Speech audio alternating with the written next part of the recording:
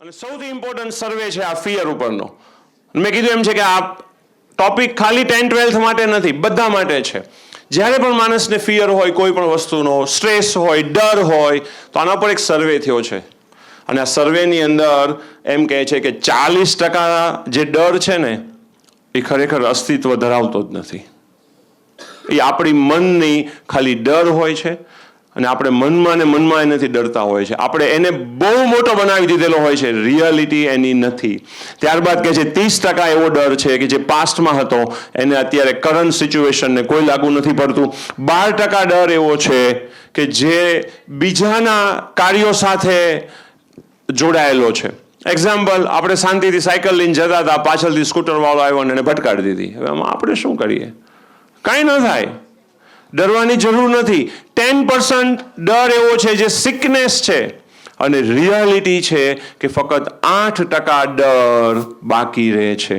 વિચાર કરો, આપણે 10% પણ ગણી લઈએ તો આપણા મગજમાં જે ડર છે એ ખરેખર એને 10 times મોર કરી દીધો છે. જરૂરી એ છે કે આ ડરને ઘટાડીએ. અને ડર કેટલા ટકા વધ્યો છે? હલો, 8%. આને પણ ઘટાડવો છે આપણે, આને રાખવો નથી. શું કામ થાય છે ખબર છે આ સ્ટ્રેસ? જ્યારે પણ કઈ પ્રોબ્લેમ આવે, મુસીબત આવે ને, આપણે સવાલ કરીએ છીએ વાય મી? મારી સાથે જ શા માટે? મારી સાથે જ લાઈફમાં આવું કેમ થાય છે? મને જ ટીચર કેમ ખીજાય છે? મારી જ યાદશક્તિ સારી નથી, મને જ મમ્મી ખીજાય છે, મારા ભાઈને નથી કહેતી. બધામાં આપણે જ્યારે વાયથી સવાલ કરીએ છીએ ને ત્યારે આ સ્ટ્રેસ ઇન્ક્રીઝ થાય છે. આપણો સવાલ કરવો જ રોંગ છે.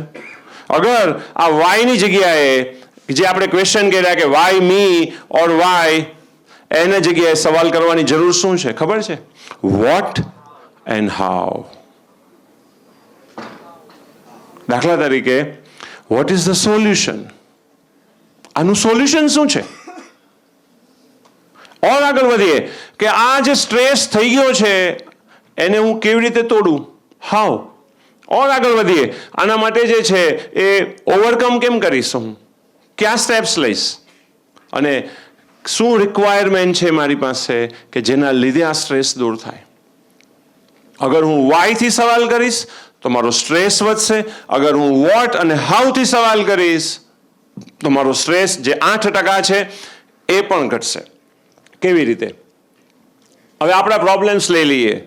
10th અને 12thમાં સર 1 મહિનો બાકી છે, સ્ટડી કરવાની જે છે ને એ મજા નથી આવતી. 2-3 દિવસમાં જે છે ને સર બધું ભૂલાઈ જાય છે, યાદ જ નથી રહેતું સર. પહેલા તો મને બધું યાદ રહેતું હતું. આપણા આ 1 મહિનાના આવા કંઈક પ્રોબ્લેમ્સ આવી શકે છે. એક્ઝામ હોલમાં સર જ્યારે હું જાઉં ને, મારા હાથમાં પેપર આવે ને ત્યારે બધું ભૂલી જાઉં છું. તો આનું પણ આપણે સોલ્યુશન દેવું છે. અને સર આન્સર તો આવડતો હતો પણ કેવી રીતે લખવો? મને લખતા ન ફાવ્યું. બાકી મને મોઢે પૂછે તો સર બધું આવડે છે. આને લીધે પણ સ્ટ્રેસ આવે છે. ફોબિયા હોય છે ઘણાને પર્ટિક્યુલર સબ્જેક્ટની અંદર. કોઈને મેથ્સ સાયન્સનો હોય છે, તો કોઈને અકાઉન્ટ સ્ટેટનો હોય છે, કોઈને ઇંગ્લિશ યા ગુજરાતીનું તો શાયદ નહીં હોય પણ ઇંગ્લિશનો હશે ઘણા લોકોને. પર્ટિક્યુલર ફોબિયા હોય છે, બાકી કંઈ જ નથી હોતું અને એના લીધે સ્ટ્રેસ આવે છે.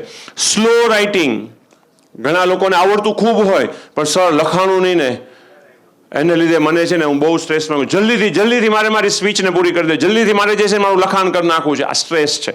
ઓર આગળ વધીએ, ટાઈમ મેનેજમેન્ટ, એના લીધે સ્ટ્રેસ આવે છે.